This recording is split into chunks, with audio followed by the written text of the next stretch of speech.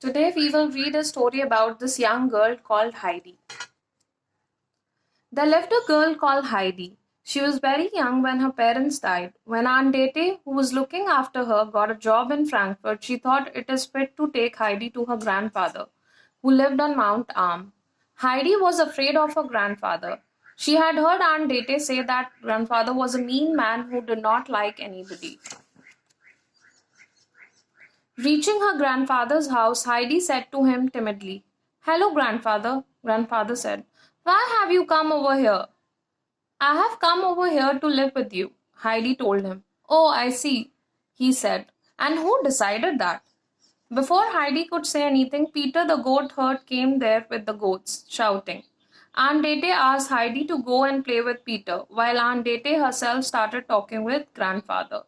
Leaving Heidi with grandfather, Aunt Dete went away. At night, Heidi had a dinner of dark bread and toasted cheese. She did not want to drink milk, but grandfather said, "No, you must drink it. This will make you healthy and strong." Grandfather had made a hay bed for her. Outside, the wind, passing through three fir trees, sounded like a lullaby, sending Heidi to fast sleep. Peter came there again the next morning. Heidi went to grandfather to seek his permission for going out to the pasture. Grandfather readily agreed. Heidi ran about on the green grass and played with the goats. At dusk, she suddenly called Peter. "Hey, Peter, look above. The sky and the mountain tops are on fire." She told all she told the same to the grandfather about the fire. "It was not fire, my child. It was the sun saying goodbye to the mountains." Grandfather told her. "Oh, grandfather, how beautiful this place is. I will never leave this place," Heidi said, full of excitement. One spring day, Aunt Dete came back there to visit grandfather. She told grandfather that a rich man in Frankfurt wanted to adopt Heidi. He wanted her to give company to his sick daughter. Heidi did not want to go, but she agreed when Aunt Dete promised to bring her back the next day. Aunt Dete had said yes, but grandfather knew Heidi would never return. He kept standing outside the house, watching her go until she was out of sight. Once in Frankfurt, Aunt Dete took Heidi to a big, beautiful house. Heidi was introduced to a little older girl. She was sitting on a wheelchair. "She is Clara, dear. You see, Clara is not well, and therefore she has to use a wheelchair. She is a good friend," Aunt Dete told Heidi. Later, Heidi realized Aunt Dete was right. Clara was really nice and kind. She too liked Heidi. Heidi found out that Clara's mother, like her own, had died when she was a little baby. Miss Rottenmeier had brought her up after her mother's death. Miss Rottenmeier did not like Heidi because she had never been to school and she could not read and write. Heidi was always kind to servants, which Miss Rottenmeier did not like. She also disliked Heidi's table manner. Clara's grandmother lived in a far-off town. When she heard about Heidi, she came to Frankfurt to meet her. Miss Rottenmeier was ready with a lot of complaints. "Heidi is not fit to give Clara company," Miss Rottenmeier told grandmother. "Do not worry. I shall teach her how to read and write, and also the table manners," said grandmother. She asked one of the servants to go to the market and get some books. Grandmother found Heidi very fond of reading. Heidi missed the mountains, the green grass, the flowers, and the goats of Mount Arm. Moreover, she missed grandfather. Clara was a lovable girl, but the city was awful. Heidi wanted to run away.